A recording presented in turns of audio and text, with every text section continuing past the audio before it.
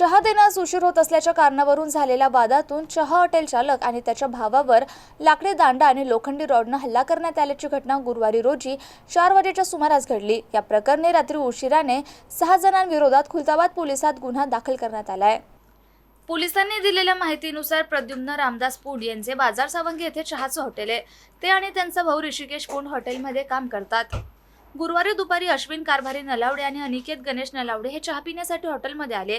त्यांनी काळा चहा देण्याची मागणी केली। हॉटेलमध्ये इतर ग्राहक असल्याने चहा देण्यास वेळ लागेल असं सांगितल्याने दोघांमध्ये वाद झाला। वाद वाढल्यानंतर अश्विन नलावडे आणि अनिकेत नलावडे यांनी मनोज अंकुश जाधव, आबाराव सुखदेव नलावडे, शुभम देविदास सराटे आणि बबलू शेख यांना बोलावून घेत सर्वांनी मिळून प्रद्युम्न पुंड आणि ऋषिकेश पुंड यांच्यावर लाकडी दांडा तसेच लोखंडी रॉडने हल्ला केला।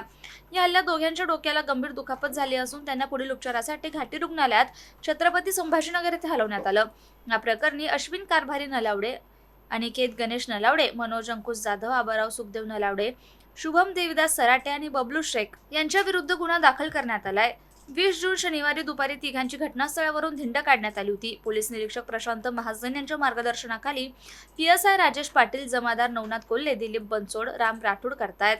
सय्यद लाल, MCN न्यूज, बाजार सावंगी।